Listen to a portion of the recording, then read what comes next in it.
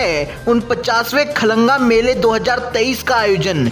नमस्कार, आप देख रहे हैं यूके 24/7 न्यूज। देहरादून में ऐतिहासिक भव्य उन 50वें खलंगा मेले 2023 का आयोजन 26 नवंबर 2023 को किया जा रहा है। आपको बता दें कि सेना नायक कुंवर बलभद्र थापा और उनके वीरों ने, जिन्होंने 1814 से 1816 में शक्तिशाली ब्रिटिश सेना के कई आक्रमणों को विफल किया था, उनकी वीरता व पराक्रमों को याद करने हेतु प्रतिवर्ष श्रद्धांजलि के लिए मेले का आयोजन किया जाता आ रहा है। साथ ही आपको बता दें कि समिति के द्वारा बताया गया कि इस मेले में 1814 से लेकर 1816 में हुए खलंगा युद्ध के इतिहास का विस्तृत वर्णन व सांस्कृतिक कार्यक्रम में विभिन्न क्षेत्रों से आए हुए गोरखाली, गढ़वाली एवं कुमाऊनी लोक नृत्य और गीतों की रंगारंग प्रस्तुति होती है। लजीज गोरखाली व्यंजनों के स्टॉल व गोरखाली परिधानों के स्टॉल लगाए जाते हैं। वहीं इस बार मेले में मुख्य आकर्षण के रूप में गोरखाली समुदाय की लोक संस्कृति को दर्शाते हुए भारतीय गोरखाली नेमती बाजा के द्वारा मनमोहन लोक संगीत की प्रस्तुति की जाएगी। देखिए पूरी खबर प्रदीप भंडारी की यूके 24/7 के लिए देहरादून से। इस मेले में जो मेन अट्रैक्शन है वो जो हमारे सांस्कृतिक dance, group dance, solo dance, गाने, इंस्ट्रूमेंट्स, इसी का ये है। एक तो सांस्कृतिक मंच है वो, प्लस लोग आते हैं तो खाने पीने का भी कुछ प्रबंध होना चाहिए।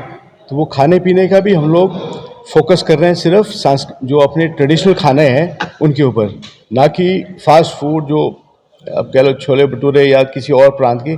हम अपने उत्तराखंड के ही रिलेटेड इसमें खाने पीने का भी और वहाँ पे बंदोबस्त कर रहे हैं। तो ये तो बेसिक चीज़ हो गया। और मेन अट्रैक्शन इस बार हम ला रहे हैं, जो बताया 9 इंस्ट्रूमेंट का एक ग्रुप है जो ट्रेडिशनल इंस्ट्रूमेंट है सारे, तो उसका वहाँ पे डिस्प्ले होगा। और वो पहली बार एक तरह से जनता के सामने ये लाया जा रहा है। ये मेला जो है नाला पानी क्षेत्र है हमारे देहरादून में, जो वहाँ पे एक पुराना किला है जिसको नाला गढ़ी बोलते थे। ठीक है, ये 9 गढ़िया जो 52 गढ़िया जो गढ़वाल के हैं उनमें से एक गढ़ ये है। तो उस क्षेत्र में 1814 में पहली लड़ाई हुई थी अंग्रेज़ों के खिलाफ। तो उस लड़ाई में अंग्रेज़ों को जीत तो मिली, लेकिन सब कुछ हारने के बाद उनको जीत मिली। तो उन्होंने इस लड़ाई को अपनी एक तरह से शान के खिलाफ माना कि हम जीते, लेकिन सब कुछ हार के जीते। तो उसके बाद वो उन्होंने क्या किया, लड़ाई के बाद जो सहस्त्रधारा में मॉन्यूमेंट है, तो वहाँ पे 2 स्मारक बनाए। एक स्मारक अपने जनरल और अपने ऑफिसरों जो जवान मरे उनके लिए, और बगल में दुश्मन के जो मरे उनके लिए। तो ये ऐसा अपने आप में पूरे दुनिया में एक अनोखा एक नमूना है, एक उदाहरण है जहाँ एक दुश्मन दूसरे अपने दुश्मन के लिए कोई स्मारक बनाता है।